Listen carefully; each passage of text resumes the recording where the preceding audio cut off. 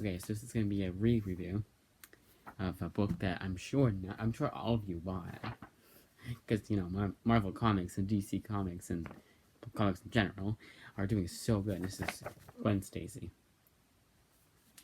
I liked it a lot better the second time. It reminds me of like the old '60s Spider-Man, but like a modernized version of it, like Life Story. That's what it reminded me of, but not as good as Life Story. As much as I enjoyed this issue, like more than I did the first time, it's not as good as Spider-Man Life Story. Read that if you haven't read it.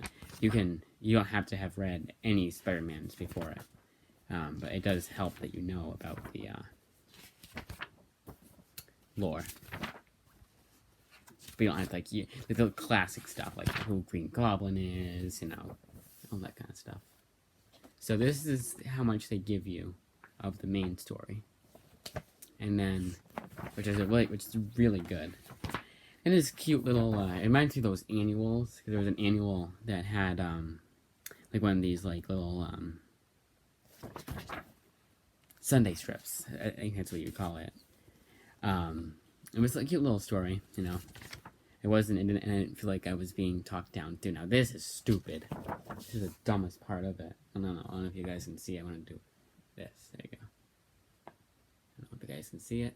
You guys can zoom in if you need to, but this is what's killing Marvel Comics right now. And this is a whole, I think this is where I even when I didn't like the main story, I was like, yeah, I'm done with this. I hope they don't continue it. It's short, but God, just look at that. How can you take that seriously? There's probably a good reason why it was only 2 pages. I think because Sean Bryan wanted to shoot himself after. He used the same writer that wrote that cute little Sunday strip one, too. Then you get a little weird one like this. Holy... Oh, that was censor bars. And technically, it's a censor bar. Yeah, I don't know if you can, I wouldn't recommend you cut it. I mean, not that this is gonna be worth anything. It's just, why would you want to cut up a comic that's really good? Maybe cut up like a Brian Michael Bendis Superman book. It's insane that guy has gone from a super high from Alias, Jessica Jones Alias, and Ultimate Spider-Man, and Miles Morales Spider-Man, which Miles Morales Spider-Man, I have to say, is one of, if not the best, all new, all different type Marvel hero. I know he came out before that, and it was like the Ultimate Universe more than anything. But the all new, all different Marvel Universe was a line that started in 2014, I believe. And all but 1 or 2 of the characters was hated. And even the 2 characters are so technically hated today. But I like female Thor. That's the whole reason why I got 2 of those, and I want to get more. I haven't read it yet. I got 2 of that Jason Aaron Thor run. The JMS one I had 2. It's gonna be next reading recommendation, and it probably won't be a recommendation. Might just do it now. 2 videos in 1. No, let's do that. We'll do reading recommendations. Because I finished all the books that I need to return. Because I don't think I'm gonna finish those epic collections, because I still have Iron Fist to finish, and Avengers. I want to read one of. Those are 2 I'll probably read. Those 2 I'll probably be reading next. Speaking of which, this is coincidentally the first one that showed up. Way too philosophical. Just like it's talking and talking and talking. Like, this is Thor, not Fantastic Four. Like, even in Fantastic Four, while I would want more action, at least it'd be somewhat understandable. But they're talking. I don't even remember what happened in this book. I hope Volume 3, I kind of, I want to say blew my load, because that's not the, term I would use. Not because it's so graphic, but no, because it's, not technically correct. I don't know. Ooh, what time is it? Because it's Jeopardy pretty soon. Shit. Alright, so I gotta hurry this up, because I don't want to get text for Jeopardy. If you watch one of my last videos, it was the Marvel previews one. You'll know I talked about that. Anyways, this one was just too philosophical. In a Thor book. And I like the volume 1 a lot better. But apparently I'm the one guy who doesn't like this volume because it's 4.2 on Goodreads.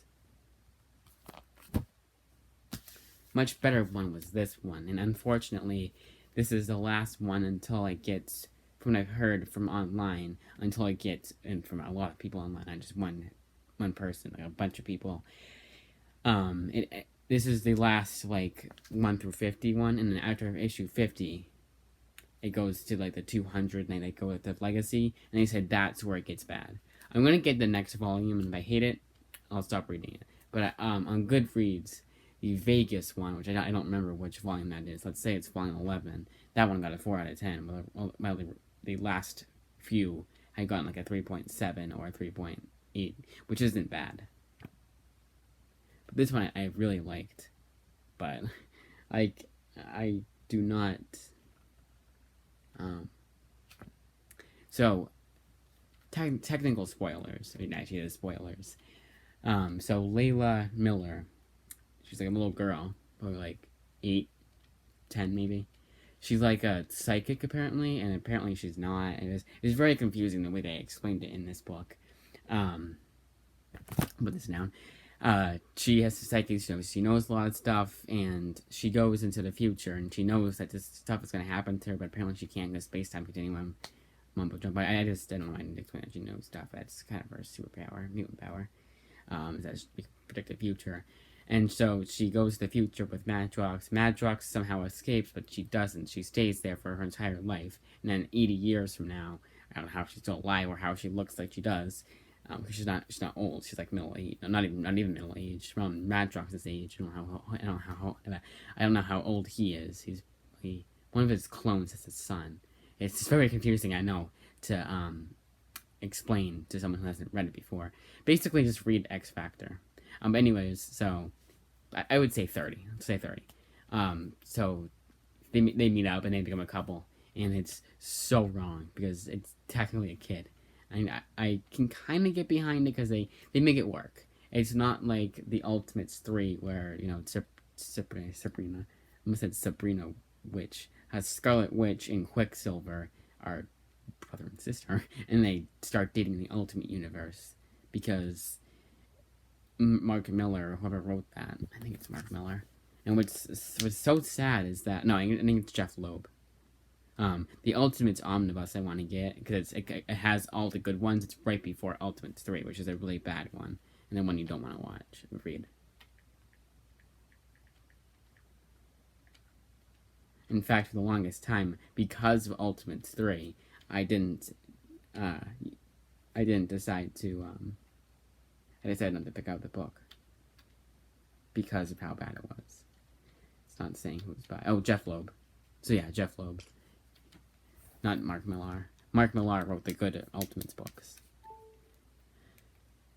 So, yeah, so explain that. So, yeah, very good X Factor. It's one of the best series I have read of X-Men. And Peter David, I'm so glad I got that Hulk one. Not only because it's out of print, but because if it's anything like his X Factor run, I'm in for a good treat. I'm in for a treat. And I read a couple of his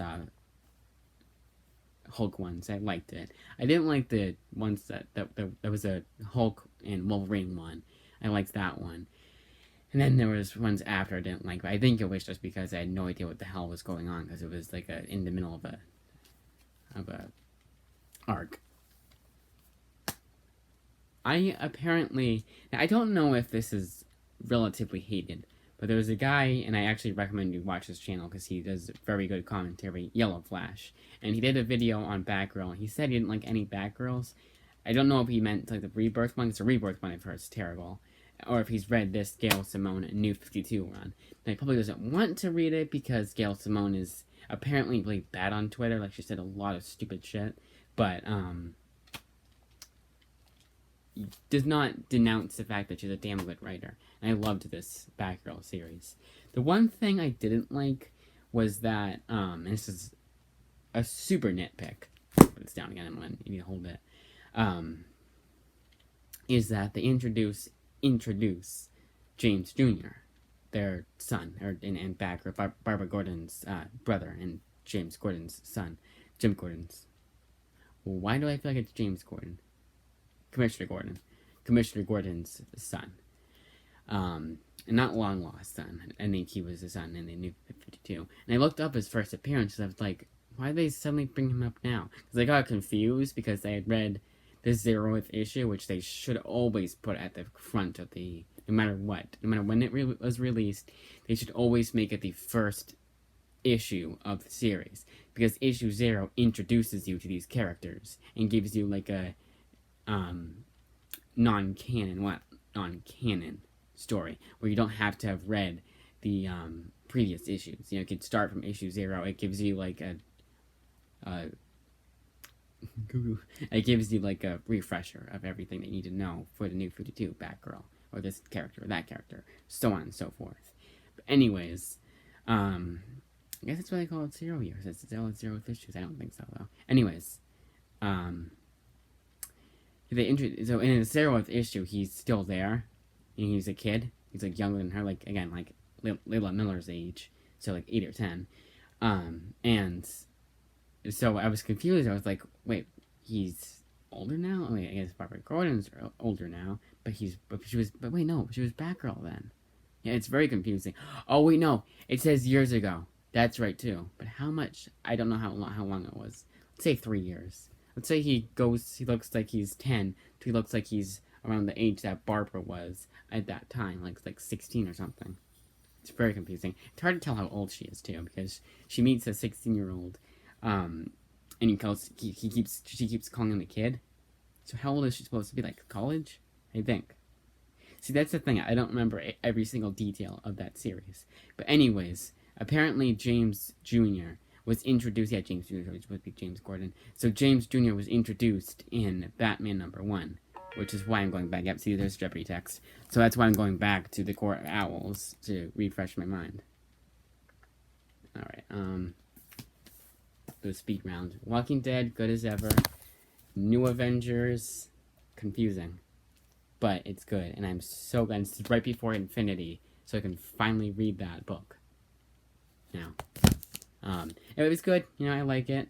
I would definitely recommend his Fantastic Four when it's Jonathan Hickman. I would definitely recommend his Fantastic Four run more than his Avengers run. Because his Avengers run, first of all, you had to have read books before it. And Fantastic Four technically too, but I didn't have to. I wasn't too terribly confused. I didn't do that. Yeah, read his Fantastic Four when he had reruns before, so I was already confused. It was just like, he has a certain way of writing his books, and it's different. I kind of like it. I like it better than Fantastic Four. Because in Fantastic Four, it's not as... His writing style is different in Fantastic Four than it is in New Avengers, to the point where I had to check to make sure, yes, this is Hickman and not someone else. Because sometimes they will have two writers on a book and on a hardcover put both names, so you're confused as to what exactly, who wrote who, and to kind of look it up. But they don't always say it. I know, Mom, I know Jeopardy's on.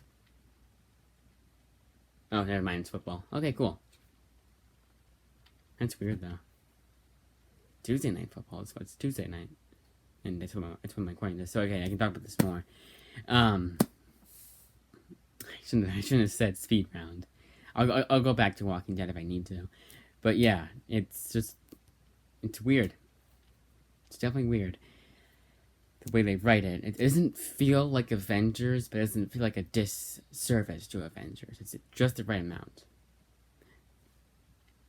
I don't know.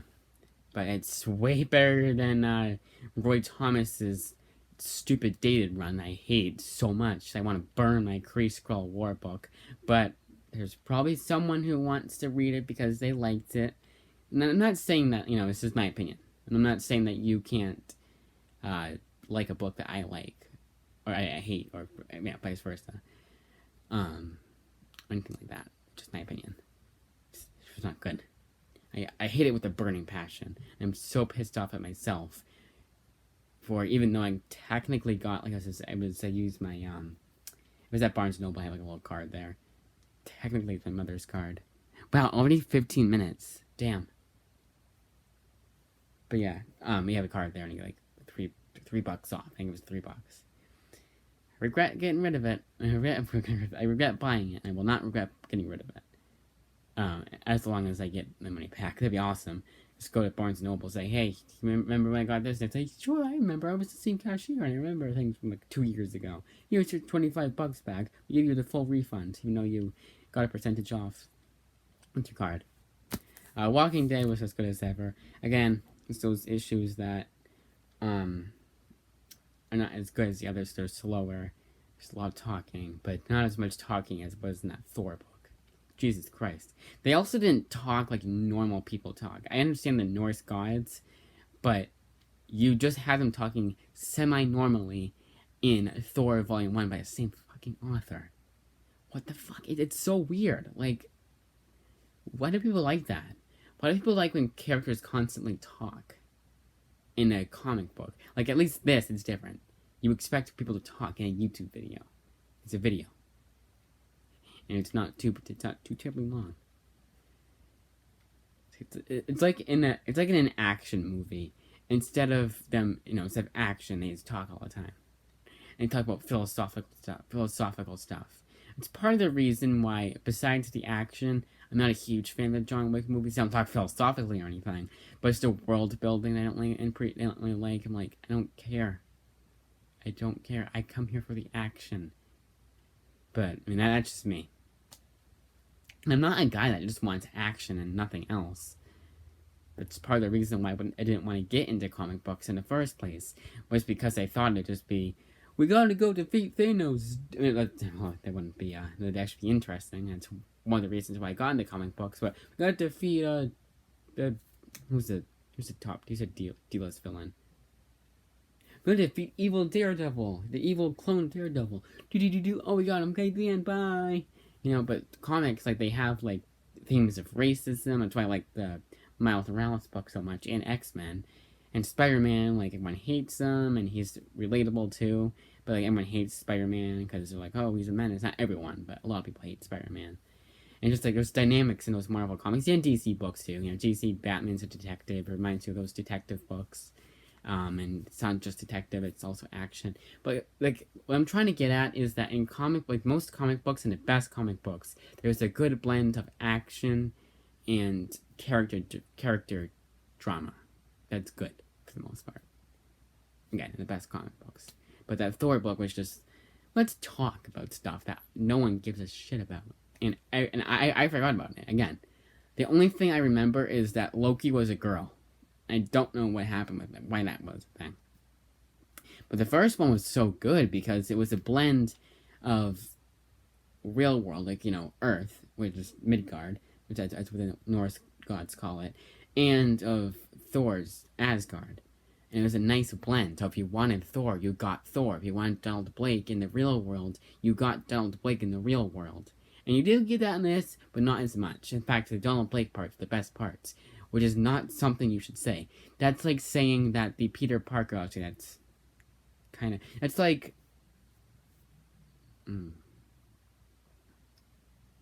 because most of the books, like, you like every part of the book. Like, there's no slow parts in the Spider-Man books. Like, you're not like, oh, I don't want to listen to Peter Parker anymore. I want Spider-Man, unless you're a little kid. Yeah, what's a good comparison? Oh, it's like in those disaster movies, saying, oh no, I don't want to see the disasters. I want them to talk about the disasters, and not just see the disaster itself. That's Thor Volume 2 by J. Michael Straczynski. Very little action, all talking. And it's so boring. It's not even interesting talking. Like, I know JMS wrote the best damn Spider-Man run in a long time. Like, it still has yet to be rivaled. That's how good it is. And that came out in 2000, in early to mid 2000s. Of course, he ruined his entire career with One More Day, but that was because Marvel, and specifically the hack known as Joe Quesada, wanted to ruin the best part about Spider-Man and what the best example of character growth, and that was marrying Spider-Man and Mary Jane. and we come full circle because this is the first, and they kill this character off. By the way, I wouldn't say spoilers. It's been well known for a long time. It's kind of like knowing Luke Skywalker is the son of Darth Vader. I almost said the father of. Yeah, it comes full circle. It's kind of funny, unintentionally. See, this is my YouTube. This is how unscripted it is. It is kind of like get on tangents. Yeah, they married Peter Parker and Mary Jane back in the day, like back in the late 80s, and Joe Quesada didn't like it in the 2000s, and he was like, nope, want this gone. I don't know if it was just Joe Quesada. A lot of the blame is put on Joe Quesada, but I've heard that it's not just him, and other people didn't like that they were married. But I think he was the selling point, and he was the whole reason why One More Day became a thing. That's the only low point in his run. You want to know what Dan Slott's low point in Spider-Man is? Look that shit up, because I would sooner, and I haven't read it yet, read One More Day than ever read that 2015 series of Spider-Man. 2014 series I would read. I've heard that's good, and it's part of the reason why I want to read Spider-Verse so badly, is that the 2014 series I actually liked so far, what I read so far. But the Spider-Verse book is apparently out of order. It's printed out of order. So issue 1, let's say part 1 is just like, it's a huge crossover event. So let's say part 1 is in Spider-Man number 2, and part 2 is in Spectacular Spider-Man number 8. They put 8 before 2. And they've had 2 printings, at least. Maybe 3. And in none of those new printings, I don't think, they have changed anything. Actually, I know they haven't changed anything. They haven't changed it to make it in order. I don't know either. And it's $50 too, if you want to get it at list price. And $30 on Amazon. Thank God for Amazon reviews, or I would have been a very pissed off kid. Adult? I'm 20 years old.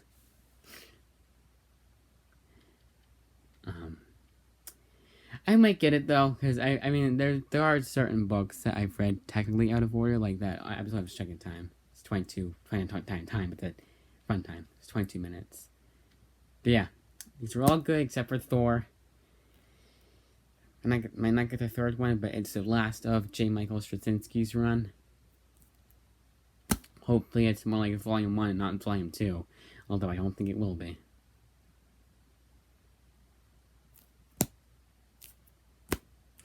I would have gone today. Oh yeah, and I didn't need to do the here, Justin. Here's the books you read. You remember? Because I would have gone today, but I didn't get a ride because they were busy. Yeah, that's my life. Gotta rely on rides, and I can't drive myself. You know, I'm 20 years old.